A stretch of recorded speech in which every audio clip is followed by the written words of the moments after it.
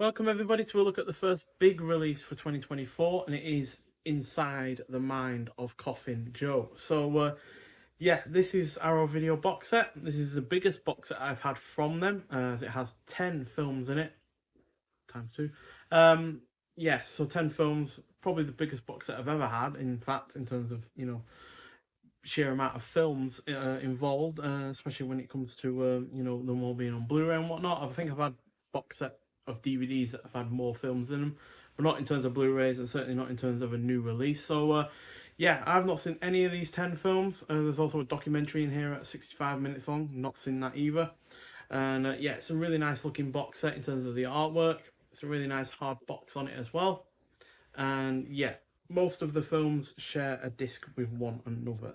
Yeah, as in two films per disc basically, aside from the first film. So yeah, the bulk of these films were released between 1964 and 1978, with the 10th and final film that is included here released in 2008. Yeah, quite a big gap between the ninth film and the 10th. But yeah, the first film we have is At Midnight I'll Take Your Soul. Yeah, that's a cool title, and yeah, quite a Freddy Krueger kind of poster there. Quite frankly, um, this is the disc where the documentary is actually included on. So yeah, naturally, the first film has the documentary that is about the director of all of these films, who is Jose Mujica Marins, who apparently in the documentary doesn't come across as the most sane or nicest of people, but filmmakers generally are quite flawed in their personal lives, so that's no surprise. So yeah, there's the disc, there's the film, and there's the documentary itself. So yeah, I don't know anything about these films outside of like the running time and the director. So yeah, the first film clocks in 83 minutes long, so not particularly long there. Trixie is once again trying to get involved in my recording. Lie down, Trixie. Lie down. No, don't lie down. Do apologise. Stop shaking the camera. So yeah, that's the first film, and then the second and third film is This Night I'll Possess Your Corpse. Again, cool title. These titles basically remind me of some of the Italian giallo titles. You know how they have a lot of their inventive ones. Trixie, don't even think about it. Come on, lie down. Come lie down. Cats. They always say don't work with children or animals, and she is a perfect encapsulation of that. So yeah, this night I'll possess your corpse is 110 minutes long, so significantly longer than the first film. And then the second film has, well, I won't get it out of the slipcover because there's a lot of these discs, and I don't want to be accidentally messing them up. So what I will do is show you the art card for the opposing film that is included. So the second film on this disc is The Strange World of Coffin Joe, which has, yes, quite one of the more mad kind of posters. Now, I do believe this is the new version. The original poster is on the reverse. So we do have art cards for each individual film. We also have an art card for the box set itself, as well as the documentary included on that as well.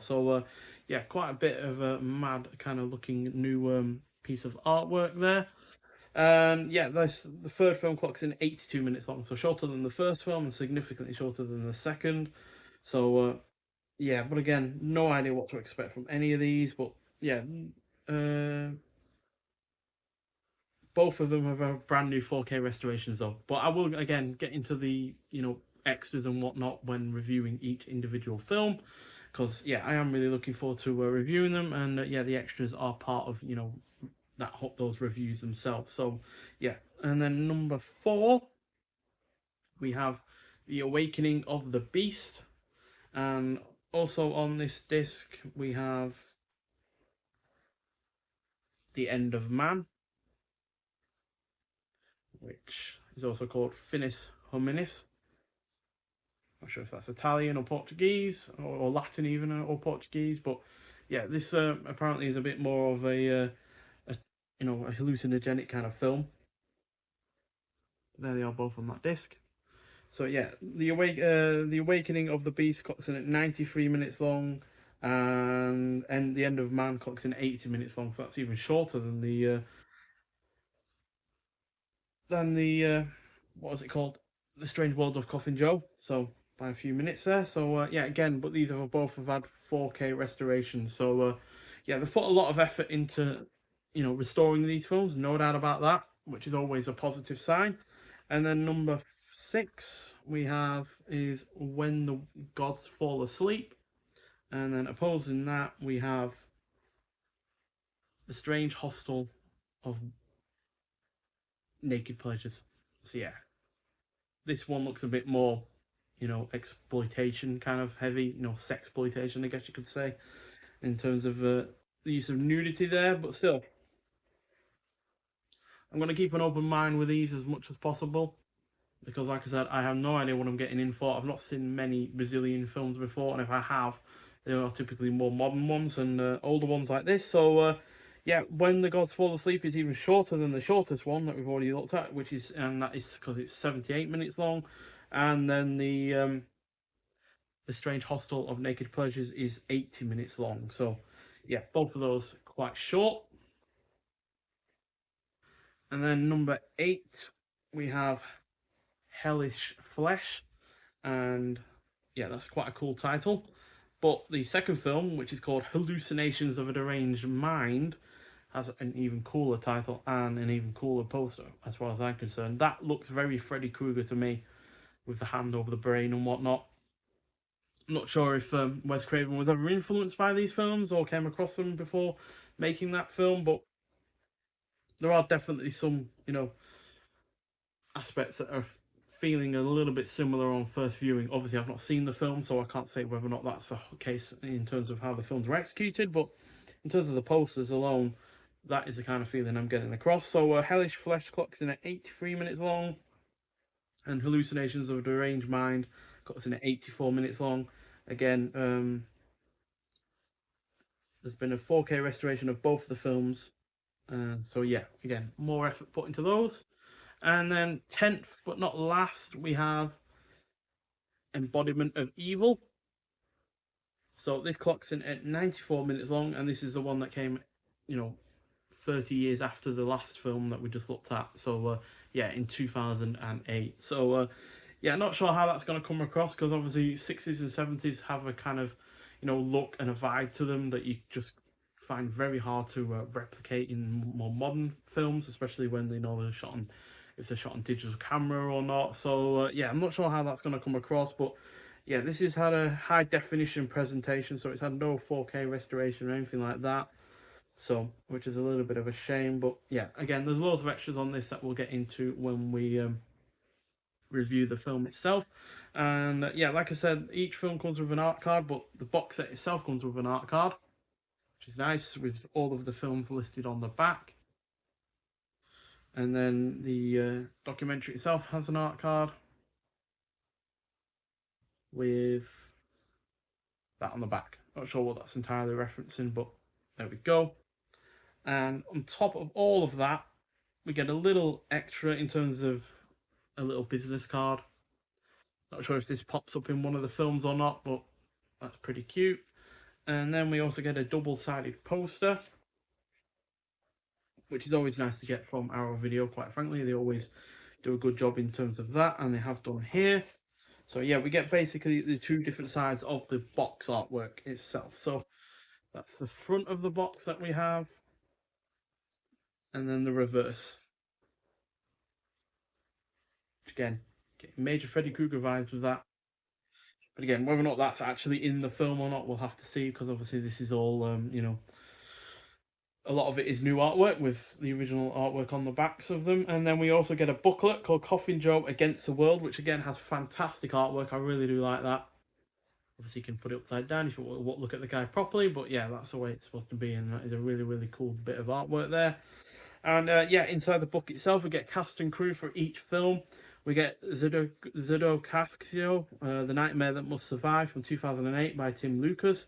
We get The Philosophy of the Sardinian Libertine and Coffin Joe by Jerome Ruta. Then we get The Strange Case of Mahika and Zodeko Cazzo by Amy Voorhees Searles. Wonder why she got into horror films. And then we get Curse Your Faith, Atheism and Catholicism in the Coffin Joe trilogy by Kyle Anderson. So the first two films are linked, and then the last film is also linked to those first two, but the ones in between are not, apparently. Then we get The Eyes, Vision and Agony in Jose Marin's films by Carlos Primati. Then we get Cinematic Alchemy by Paolo Sacramento. Then about the presentations and the production credits. So that is a 90-page booklet with images from the films, some of which are quite gory, so I won't show them off. There's one in particular with an eye, which took me a little while to get across about what it was, but yeah, I'll show you a couple of images. So there's a drowned man in a bathtub, and there's who I believe is Coffin Joe himself.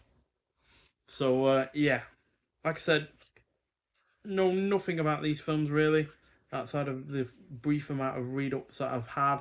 But yeah, no real idea about the plots, no real idea about the tones, whether or not it's all horror or eventually leans into comedy or fantasy or anything like that, because obviously horror films in terms of series do generally evolve as they go along. You saw that with the likes of the Nightmare on Elm Street films, which, you know, I think from like the fifth and sixth ones had some more comedic elements to them. So yeah, whether or not that's the case with this, or it just goes straight horror for the most of it, then yeah, I don't know. We'll have to see. But yeah, definitely looking forward to reviewing all 10 of them. But it was a bit of a gamble getting this box set, as it cost £90, which is obviously quite a lot for a box set of films that I've never seen anything from before.